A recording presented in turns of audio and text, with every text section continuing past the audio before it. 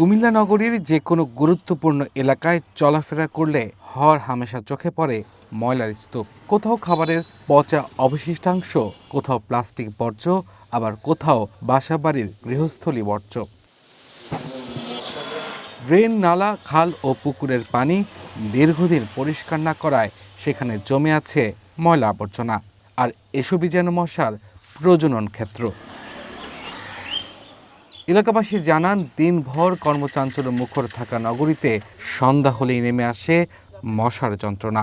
Coil spray কিংবা অন্য কোনো উপায় যেন স্বস্তি মিলছে না, বাড়ছে ডেঙ্গুর ভয়।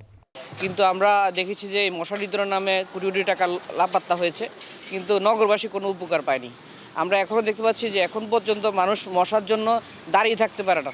রাত্রে নামাজ পড়তে বসলে বা কোথাও একাকি বসলে মশার জন্য এত উৎপাত, মশারি ছাড়া কোনোভাবে বসা যায় না। এত পরিষ্কার পরিচ্ছন্ন আমরা থাকি, তারপরও মশার জন্য। আর যারা নিম্ন শ্রেণীর তারা তো সেটা বলারই অপেক্ষা রাখে না। তবে আমার মনে হয় এই মশা হয়তো সপ্তাহ 15 দিনে একবার ওষুধ দেয়, এটা যদি আর একটু বাড়ানো যায় তাহলে হয়তো একটা কার্যকরী ফলাফল পাওয়া যাবে। সিটি কর্পোরেশন কোনো ওষুধ দেয় না, কোনো কিছু করে না। পুরা রমজান গেছে, একদিনও ওষুধ দেয় নাই। নগরবাসীর অভিযোগ, মশা দমনে সিটি কর্পোরেশনের কার্যকর কোনো উদ্যোগ চোখে পড়ছে না। মাঝে মধ্যে কেরোসিন ছিটানো কিংবা সীমিত ফগিং কার্যক্রম চালানো হলেও তা যেন কেবল লোক দেখানো উদ্যোগেই সীমাবদ্ধ। বর্ষায় পরিস্থিতি আরও নাজুক হওয়ার সংখ্যায় মানুষ। নিম্নস্তরের কর্মচারীদের মাঝে কিছু রকমের সামান্যতম কেরোসিন এবং ধোঁয়া দিয়া মশা নিধন হয় না। আর এই কর্মসূচির মাধ্যমে সরকারের শুধু অর্থের লোপাট হয়, শুধু মশার মরার কোনো কার্যকরী কোনো সমাধান হয় না। এই নামাজ উতাইলে মশা কামড়া, মাছি কামড়া, ওইদাম গন্ধলে তিন জানা, প্রচুর মশা মাছি।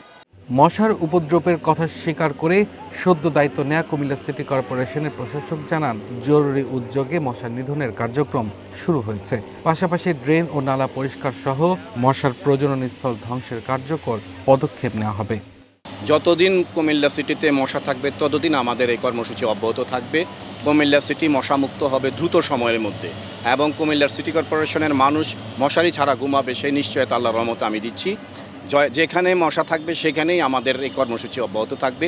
আমি নগরবাসীকে আহ্বান জানাবো, আপনারা আমাদেরকে একটু নগরটা পরিষ্কার রাখুন, ময়লা আবর্জনা যেখানে সেখানে ফেলবেন না।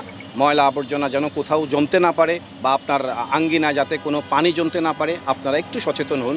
শুধু মৌখিক আশ্বাস নয়, মশা নিধনে সমন্বিত পদক্ষেপ নেওয়ার দাবি কুমিল্লাবাসীর। One national desk.